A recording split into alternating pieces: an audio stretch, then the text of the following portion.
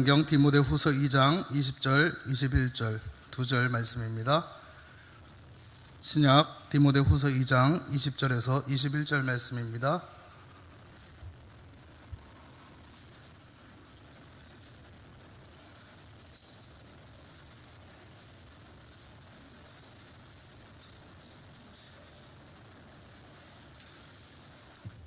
신약 344쪽에 있습니다. 우리 한 목소리로 두 절의 말씀 같이 읽겠습니다. 시작. 큰 집에는 금그릇과 은그릇뿐 아니라 나무 그릇과 질그릇도 있어 귀하게 쓰는 것도 있고 천하게 쓰는 것도 있나니 그러므로 누구든지 이런 것에서 자기를 깨끗하게 하면 귀히 쓰는 그릇이 되어 거룩하고 주인의 쓰심에 합당하며 모든 선한 일에 준비함이 되리라. 아멘. 우리 한번 함께 앞뒤 양옆으로 한번 인사하겠습니다. 우리 귀하게 쓰임받는 인생 삽시다. 이렇게 인사하겠습니다.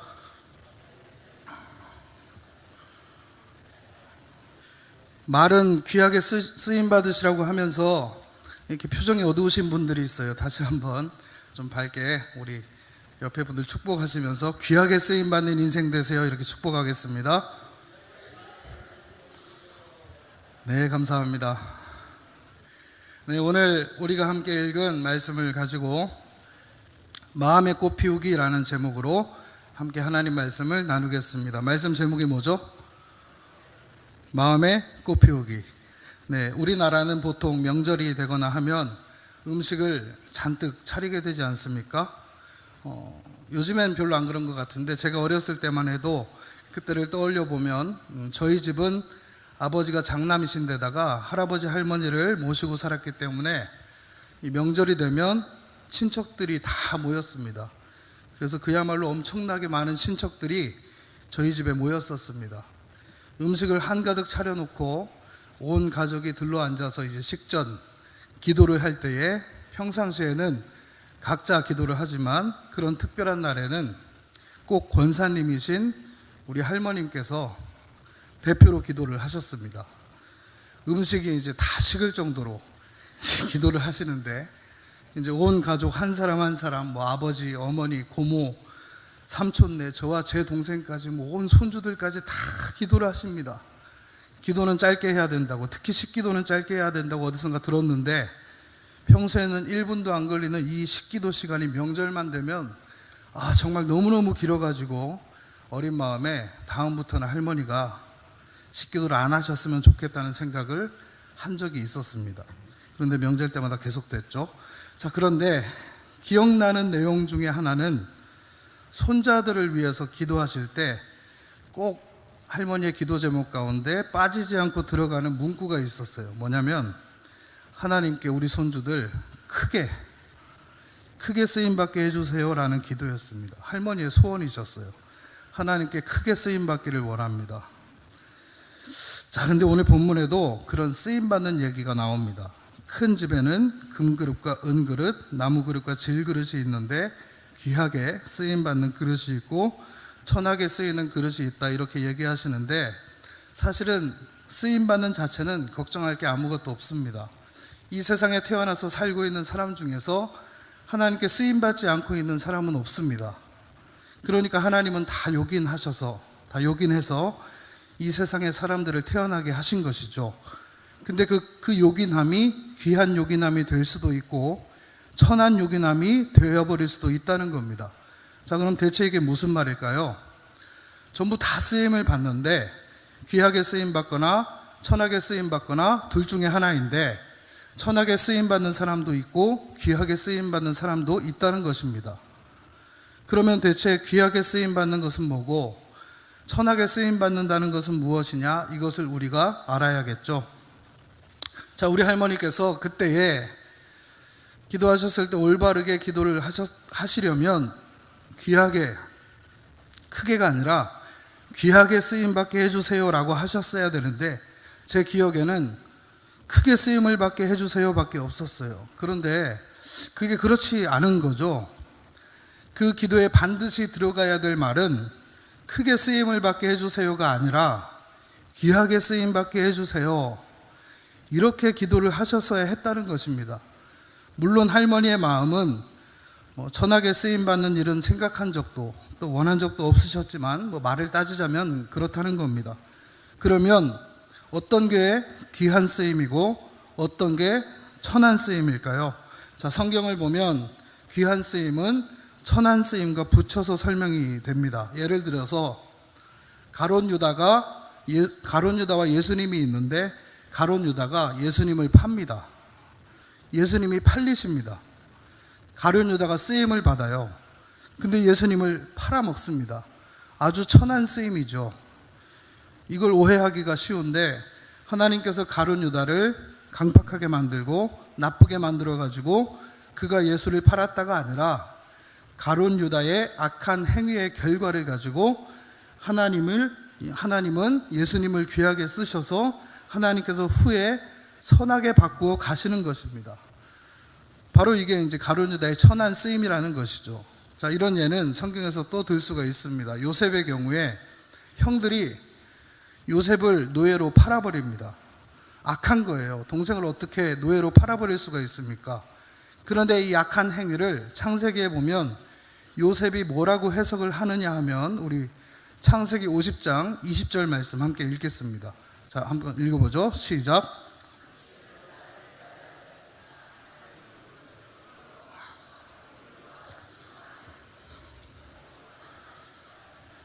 네, 당신들이 나를 팔았는데 걱정하지 마시오. 당신들은 나를 해하려 하였으나 하나님은 그것을 선으로 바꾸사 오늘과 같이 많은 백성의 생명을 구원하게 하시려 하셨습니다. 당신들이 나를 판 것이 아니라 하나님께서 나를 보내신 것입니다. 이런 식으로 얘기를 합니다. 그렇게 보냄을 받고 보디발 장군의 집에서 열심히 일해서 주목을 받자 보디발의 아내가 유혹을 하게 되고 요셉이 거절을 합니다. 그러자 이 보디발의 아내가 모함을 해서 요셉은 감옥에 들어가게 됩니다. 자, 감옥에 들어가지 않았다면 총리도 될 수가 없었을 거예요. 자, 이렇게 다 쓰임을 받고 있는 겁니다. 그러니까 이런 스토리들을 우리가 보면서 말씀을 해석을 한다면 요셉은 귀하게 쓰임을 받고 있는 것이고 보디발의 아내나 요셉의 형들은 천하게 쓰임을 받고 있는 겁니다. 가룟 유다는 천하게 쓰임을 받는 것이고 예수님은 귀하게 쓰임을 받는 것이죠. 그러면 귀하게 쓰임받음과 이 천하게 쓰임받음을 구분하는 경계가 무엇일까요? 오늘 본문에 나옵니다. 자, 지금 저도 그렇고 여러분들도 그렇고 우리 각자 다 나름대로 쓰임을 받고 있습니다. 그러니까 지금 내가 살아가고 있는 현재에 오늘의 이 삶이 귀하게 쓰임을 받고 있는 것인가 천하게 쓰임을 받고 있는 것인가 우리가 진단해내기 위해서 이 두 쓰임받음이 갈라지는 경계선을 우리가 확인하자는 겁니다. 그 경계선이 뭔가 하고 봤더니 오늘 본문 21절에 여러분 성경에 21절 한번 읽어보죠. 시작.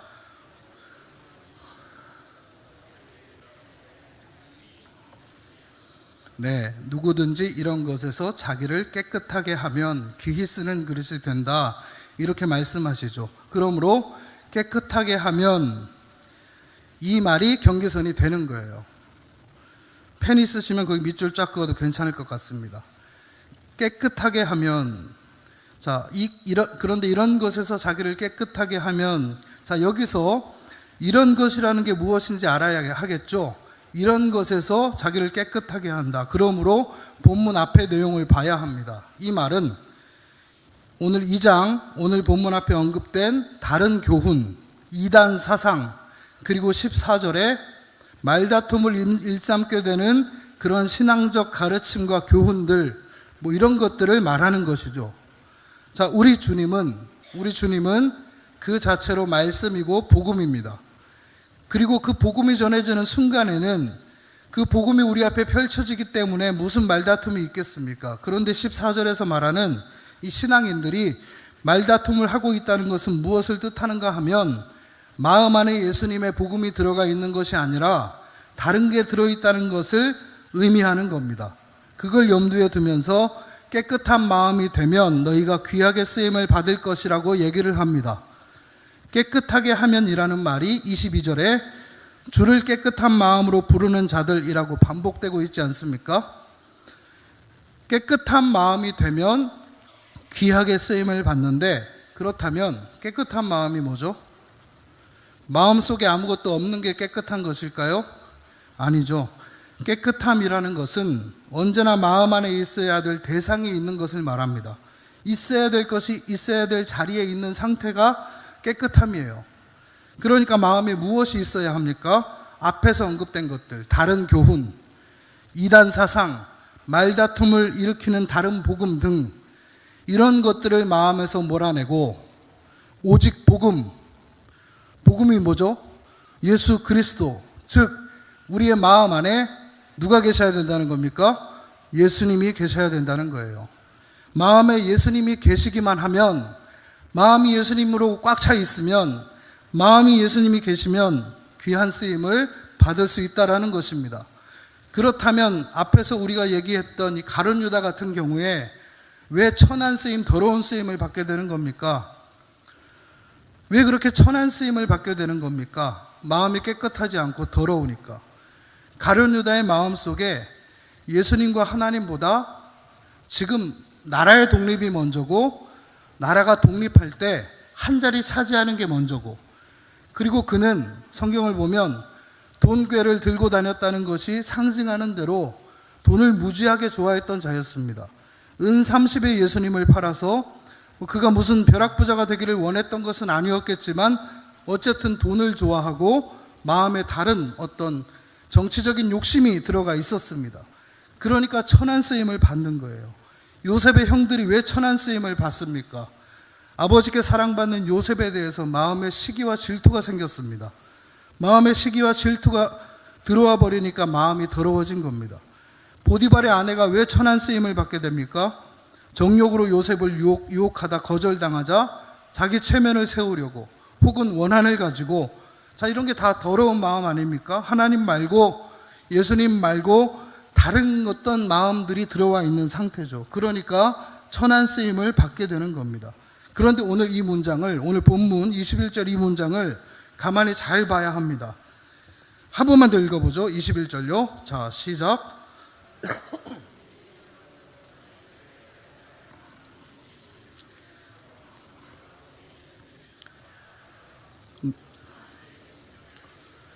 자, 마음을 깨끗하게 해서 귀히 쓰는 그릇이 되면 누구의 쓰심에 합당하다고 말합니까? 주인의 쓰심. 그러니까 깨끗한 그릇이 되면 주인의 쓰심에 합당하며 모든 선한 일에 준비함이 되리라, 이렇게 말씀합니다. 그러니까 내가 쓰임받길 원하는 것은 나를 위한 쓰임이 아니라 누구를 위한 쓰임이라는 것이죠? 주인, 누굽니까? 하나님, 예수님을 위한 쓰임이라는 것이죠. 그런데 여러분, 우리가 하나님께 쓰임받기를 원하는 이유가 뭡니까? 한 번뿐인 인생에서 되게 많은 사람들이 한 번뿐인 인생에서 우리의 인생의 꽃을 피우고 싶으니까 쓰임받기를 원합니다. 내 힘으로는 인생의 꽃을 피울 수가 없으니까 하나님의 힘과 하나님의 능력이 나를 사로잡기를 원하는 거예요. 그런데 여기서 문제가 생기는 겁니다. 하나님이 나를 귀한 그릇으로 쓰시려면 내 마음이 깨끗해야 되는데, 내가 내 인생의 꽃을 피우고 싶은 마음이 생겨버리면 그때부터 마음이 하나님이 아닌, 하나님이 목적이 아닌 나를 목적으로 두고 나를 위한 신앙생활이 되어버리니까 자기도 모르게 하나님은 부르고 있지만 조금씩 때가 묻기 시작한다는 겁니다. 그러므로 내가 내 인생의 꽃을 피우고 싶은 소원이 생겨가지고 쓰임받기 위해서 아무리 준비를 하려고 그래도 주인의 쓰심에는 합당한 준비가 잘 되지를 않는 거예요. 자, 예를 들어서 내가 사업을 잘해가지고 모든 수익금을 나를 위해서 쓰지 않고 필요한 부분 재투자하는 것 외에 전부 다 구제를 위해서 쓰겠다. 이 얼마나 좋은 생각입니까? 이렇게 했는데 하나님이 잘 쓰시질 않는 거예요. 생각보다 돈도 잘 안 벌리고. 그리고 또 많은 신학생들이 산기도 가서 기도하는 동안에 다짐을 합니다. 이 세계를 가슴에 품고 복음을 전하리라 막 이러면서요, 선교사로, 복음 전도자로, 목사로서 인생의 꽃을 피우려 합니다. 그런데 하나님으로부터 그렇게 할 만한 능력이 내게 전혀 주어지질 않는 거예요. 그러한 기도 응답이 사실 꿈은 원대하나 잘 이루어지지를 않습니다. 공감하세요? 그렇죠? 정말 힘들게 목회하고 남북에 창피할 정도로 비리비리하게 살고 그런 경우가 참 실제로 정말 많다는 것입니다. 그렇게 큰 꿈을 꾸면서 그렇게 간절하게 기도했음에도 불구하고 왜 그렇습니까? 왜 이런 현상이 나타납니까? 자, 세계를 선교의 대상으로 마음에 품게 될 때 선교의 대상으로 품은 세계는 더 본질적 깊이 들어가 보면 하나님보다는 내 뜻이 앞서는 경우들이 참 많습니다. 그러므로 그 마음은 나로부터 시작된 것이지 하나님으로부터 시작된 마음은 아닙니다. 비즈니스 잘해가지고 나오는 모든 수익금을 구제하는 데 쓰겠다는 그 마음, 구제를 위해서 하고 있는 사업 자체는 사실 엄밀히 말하면 하나님으로 온전히 채워진 상태로 출발한 것이 아닐 가능성이 높습니다. 이걸 자꾸 우리가 혼동하는 것이죠. 어떤 꿈과 어떤 비전은 당연하게 옳은 것으로 받아들일 것으로 믿고 가집니다. 구제를 위해서 벌리는 사업이 그 자체가 하나님이 아닌 한에는 하나님 뜻보다는 내 뜻이라면 마음에 그렇게 들여오면 안 되는 것이죠. 세상을 선교하겠다는 그 자체가 나를 향한 하나님의 뜻이 아니라면 세상을 선교하겠다는 그런 비전을 마음에 들여오면 안 된다는 것입니다. 그러면 대체 하나님께 쓰임 받으려면 어떻게 준비하라는 것이냐? 자, 이 세상에서 우리가 이루려고 하는 꿈과 비전 이 자체를 내려놓아야 합니다. 인생의 꽃을 피운다고 할 때에 그 꽃의 모양을 그리지 말자는 겁니다. 인생의 꽃을 피우려 하지 말라는 거예요. 그러면 어떻게 하라는 얘기냐? 성경대로 보면, 말씀 그대로 보면 마음이 깨끗한 상태로 유지돼야 한다는 건데, 깨끗한 상태로 유지되려면 인생의 꽃을 피우려 하지 말고 먼저 마음의 꽃을 피우려고 해야 한다는 겁니다. 대통령이 되었다. 정말 인생의 꽃을 피운 거죠. 대기업 총수가 되었다. 인생의 꽃을 피운 겁니다.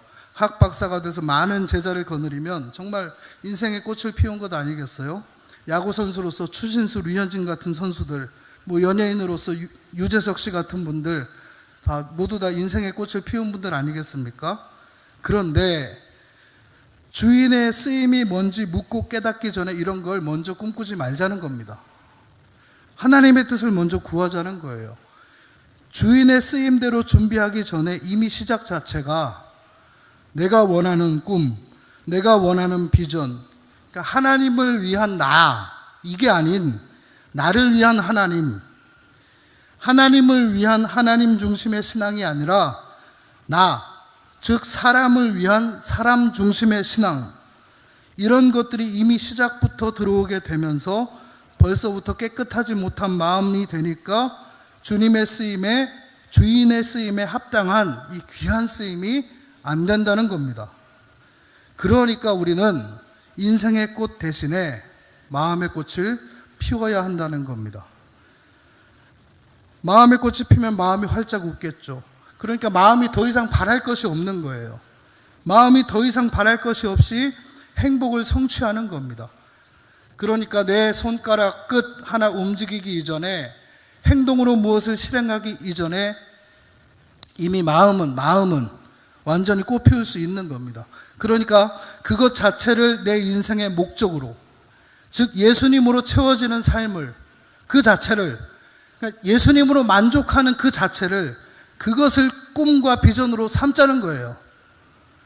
내가 이 세상에 육체를 입고 있는 동안에 육체를 통해서 이룰 수 있는 인생의 꽃 대신에 육체를 통해 행동하기 이전에 이미 마음에서 꽃을 먼저 피우자는 것이죠. 마음에서 꽃을 피우기 위해서는 어떻게 해야 합니까? 깨끗한 마음을 유지하는 겁니다. 마음에 들어와 있는 모든 세상 것들을 다 내보내는 거예요. 어떻게 해요? 주님의 십자가 앞으로 나아가면서, 주님의 십자가를 붙들고 기도하면서, 주님의 복음 사건이 지금 나에게 일어나는 사건으로 생각하고 나의 사건으로 받아들여서 주님과 연합해가지고 세상에 대해서 죽어버림으로써 세상에서 다 빼내는 겁니다.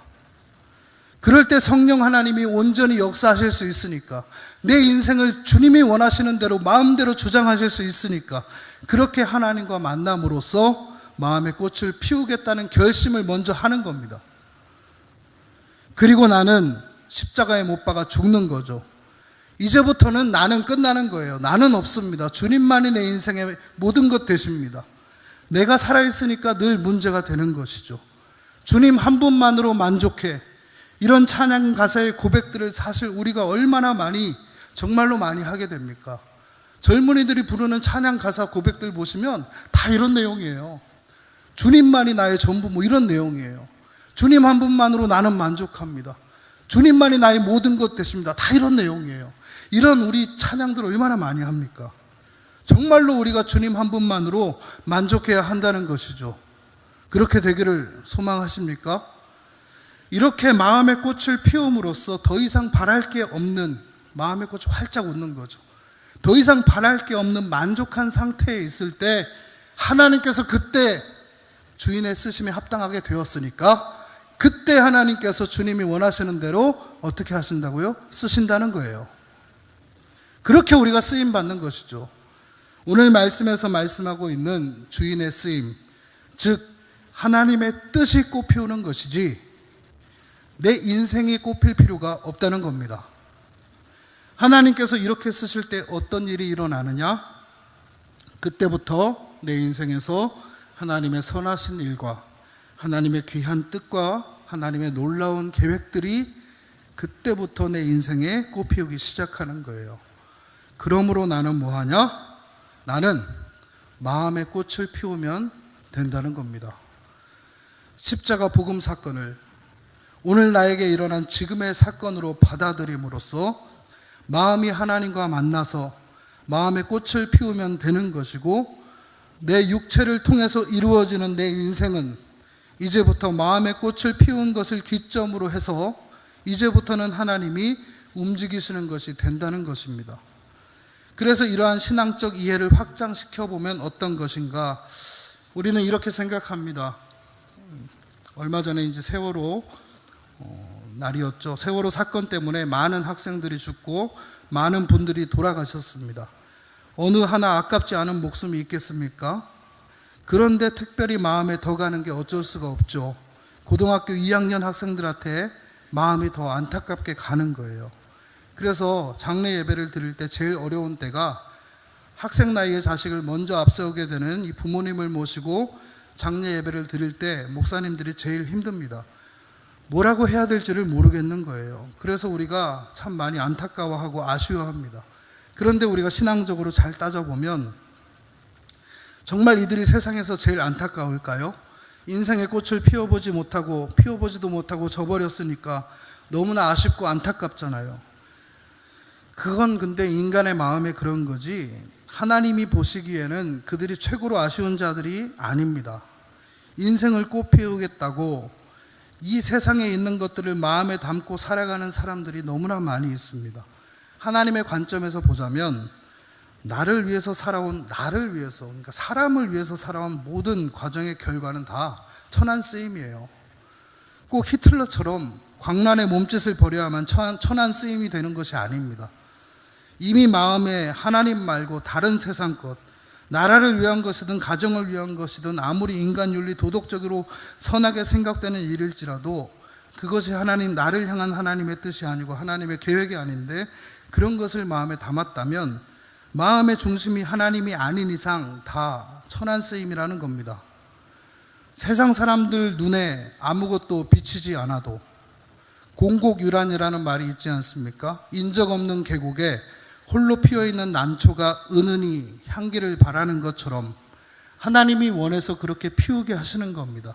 사람들이 몰라줘도 의미가 있는 거예요. 그러므로 꼭 기억하시기를 바랍니다. 이 세상 사람 모두가 다 박수를 쳐도 주인의 쓰임에는 합당하지 않은 천한 쓰임일 수가 있다는 것입니다.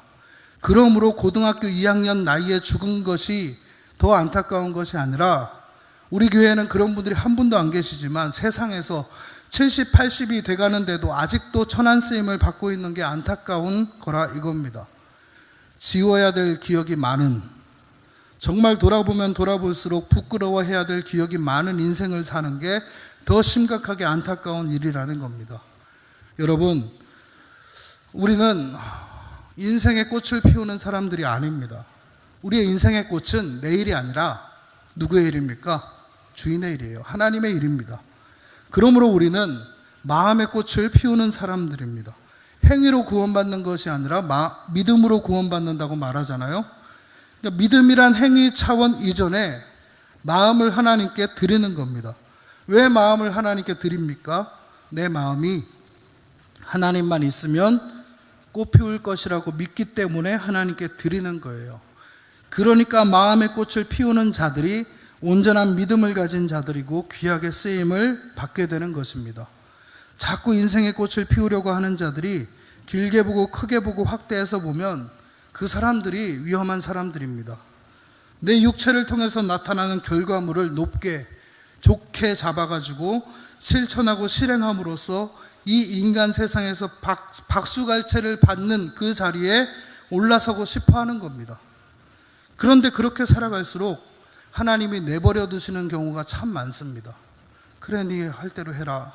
왜냐하면 천한 쓰임을 받는 자들도 세상에 있는 것이니까. 인간들의 세계에서는 박수갈채를 받을지언정 하나님 앞에서는 천한 쓰임이 될 수 있다는 것입니다. 그냥 그대로.